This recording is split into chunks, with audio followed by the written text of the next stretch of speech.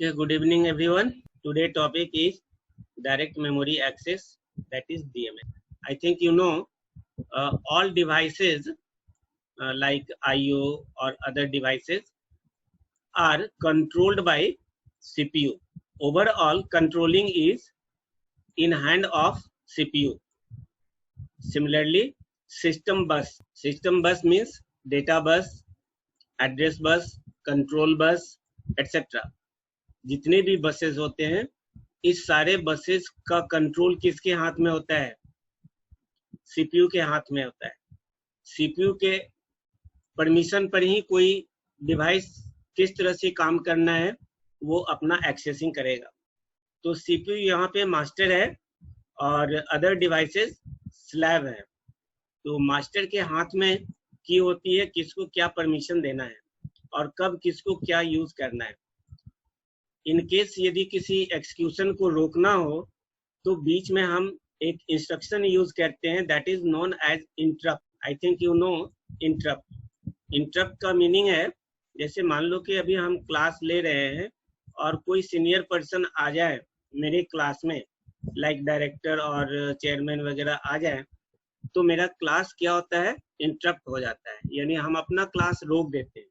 जो current working है that will be stop, okay, and new event or new work will start according to the senior personnel.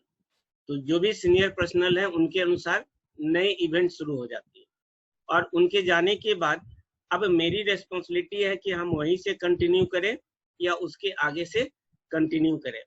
तो ये जो process होता है इसी को कहते हैं इंटरप्ट। ये हार्डवेयर इंटरप्ट भी हो सकता है, सॉफ्टवेयर इंटरप्ट भी हो सकता है। हार्डवेयर इंटरप्ट जो हम लोग कीबोर्ड से देते हैं, suppose you want to know the task manager और you want to use task manager, then you press control alt del. This type of interrupt is called hardware interrupt. And software interrupt you have used in assembly language, INT21H, that is called software interrupt. So these type of interrupts are generated by CPU and other devices to interrupt the current process. Okay, so one term we will use interrupt at some places, and complete execution is controlled by CPU in our computers. This is the basic concept. Now DMA controller, that is direct memory access. DMA controller is designed by Intel to transfer data at high speed. Whenever you need to transmit the data at high speed, then you need some other device, and that device is called DMA controller. Okay, and it is designed by the Intel, and the number of this DMA controller IC is 8257. It allows the IO devices to transfer data directly to or from memory without CPU involvement. In normal cases, generally each data will be transferred by the instruction of CPU. But in case of DMA, IO device can transfer its data to memory directly without involvement of CPU. So during DMA transfer, the CPU is ideal. At that time, whenever DMA is working, CPU becomes ideal and DMA controller becomes master. Okay, generally CPU is master and other devices are slave. But in case of DMA, DMA controller becomes master and CPU becomes ideal or slave. Okay, so during DMA transfer, the CPU is ideal and has no control of the memory buses. Bus means set of wires by which we can transmit data, address or control from one device to another device. These are called bus. Any set of wires that are used in any device that wants to transmit data or address or any other information from one device to another device, they use some set of wires. that set of wires is called bus, and this bus is these buses are divided into different categories like address bus. Address bus transmit data from one device to another. Data bus use data to transmit from one system, one device to another device, and control buses are used to control the device or any other part of the computer. Okay, so there are a number of different buses, and bus is nothing but the set of wires that will be used to transmit either address, data, or control. Okay, so memory bus.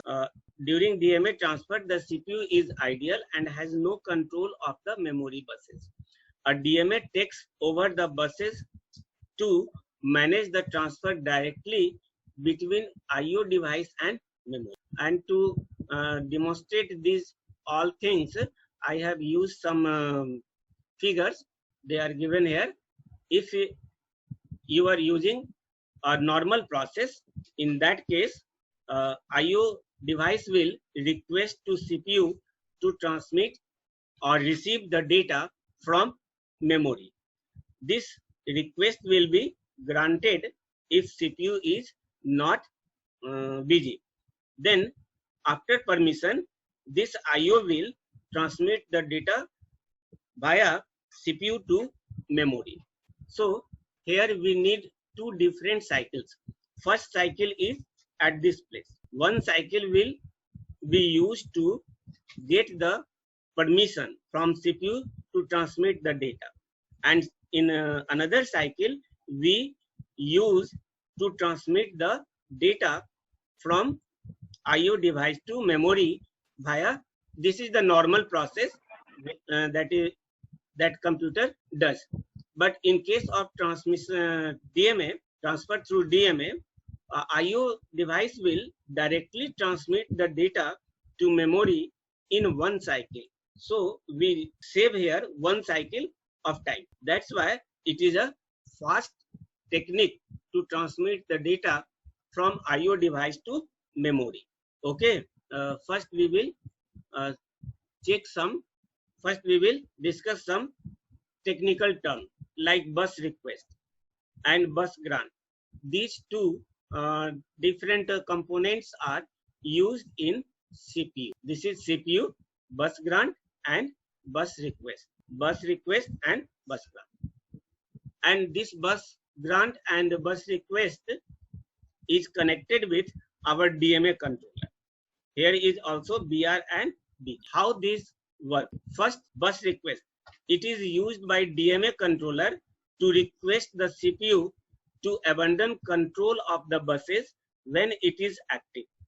The CPU terminates the execution of current instruction and places the address bus, the data bus, and read-write lines into high impedance state, that is open circuit. जब भी DMA controller अपना transmission करना चाहता है तो transmission करने के पहले उसको CPU से परमिशन लेना होता है कि भाई हम आपके इन्वॉल्वमेंट के बगैर IO डिवाइस से मेमोरी में डेटा को ट्रांसमिट करना चाहते हैं, इसके लिए हमें परमिशन दीजिए।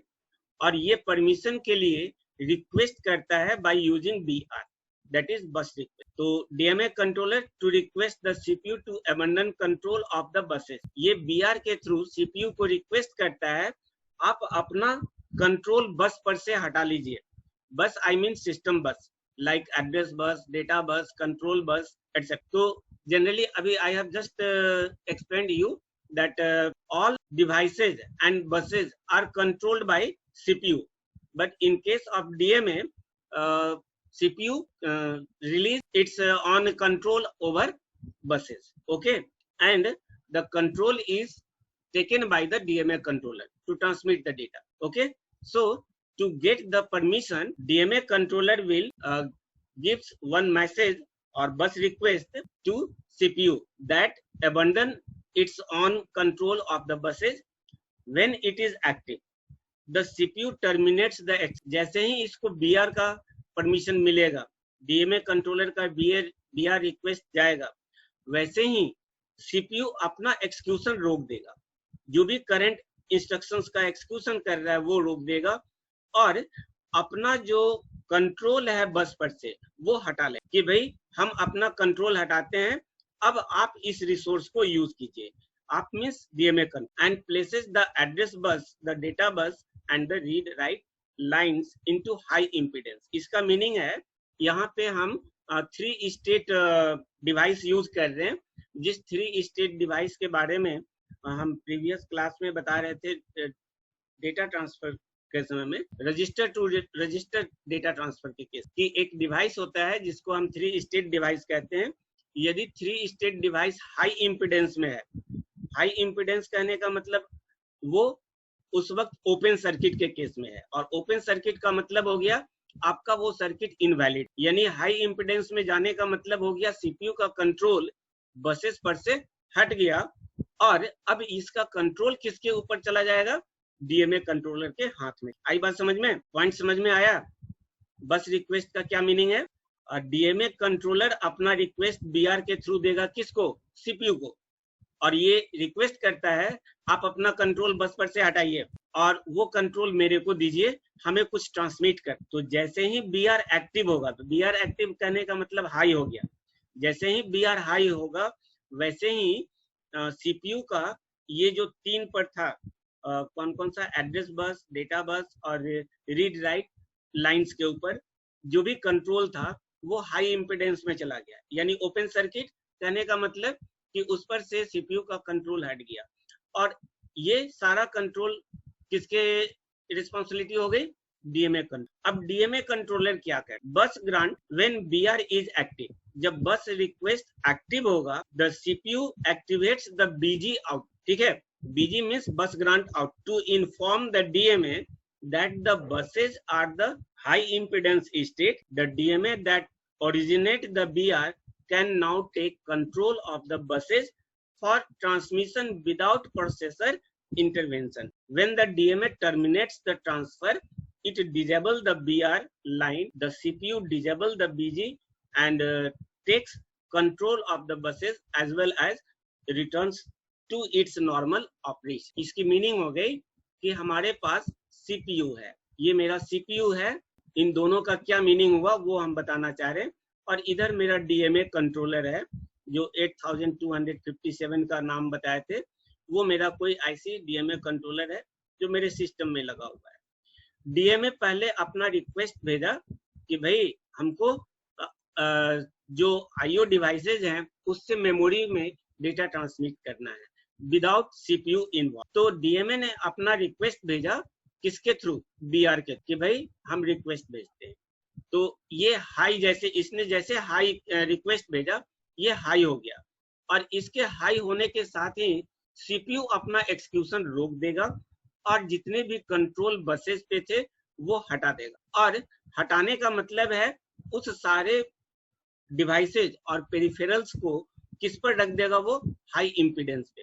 हाई इंपीडेंस पे रखने का मतलब है सीपीयू ने अपना कंट्रोल हटा दिया, और जैसे ही हटाया सीपीयू जनरेट करेगा एक रिक्वेस्ट जिसको हम कह रहे हैं बीजी, यानी बस ग्रांट। ये बस ग्रांट किसको मिल गया, अब डीएमए को मिल, यानी डीएमए के हाथ में सारे बसेज और अदर डिवाइसेज जो हैं उसकी कंट्रोलिंग आ गई।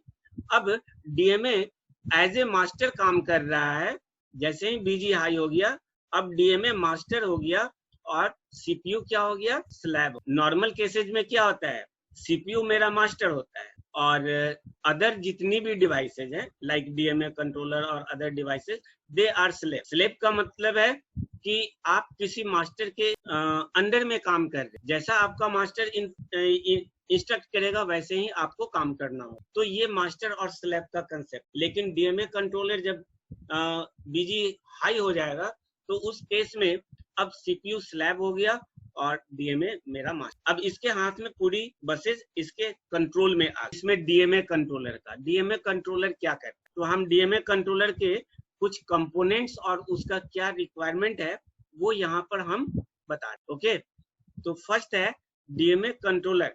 It needs the usual circuit of N interface for communication between the IO device and CPU. जिस तरीके से अदर डिवाइस को सर्किट का रिक्वायरमेंट होता है किसी भी काम करने के लिए, वैसे ही डीएमए कंट्रोलर का भी अपना सर्किट होगा जो आईओ डिवाइस और सीपीयू के बीच कम्युनिकेट करे। For that it has address register, इसके लिए उसके पास एड्रेस रजिस्टर होगा, वर्ड काउंट रजिस्टर होगा और सेट ऑफ एड्रेस लाइन्स होगा। किस एड्रेस पर हमको डेटा रखना है या कहां से डेटा को लाना है उसका एड्रेस एड्रेस लाइन्स पर हम लोग देंगे।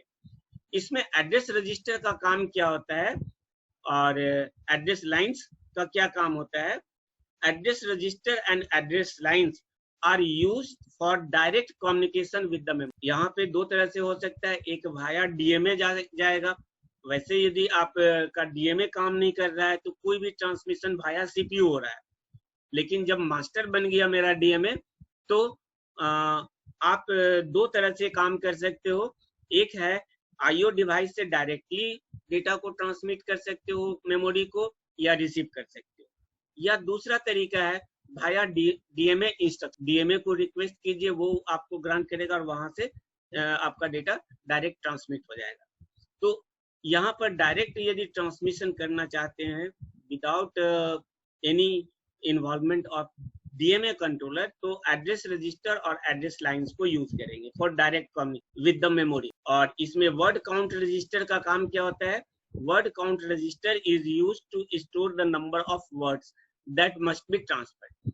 आपको आईओ डिवाइस से मेमोरी में डेटा ट्रांसमिट करना है। मेरा मेन पर्पस तो यही है, डीएमए का काम यही है कि मेमोरी है, memory I mean main memory जिसको कि आप रैम भी बोलते हो, मेमोरी है। इस मेमोरी को हमें डेटा ट्रांसमिट करना है from IO device to memory और मेमोरी टू आईओ। मेमोरी का कोई डेटा किसी इनपुट आउटपुट डिवाइस पे भेजना है या इनपुट आउटपुट पर जो भी डेटा आ रहे हैं उसको मेमोरी में स्टोर करना है। तो ये स्टोरिंग का काम हो गया और ये रीडिंग का काम हो गया। दोनों काम कर सकते हैं, ऐसी बात नहीं है कि केवल एक ही काम कर सकते, दोनों काम कर सकते हैं।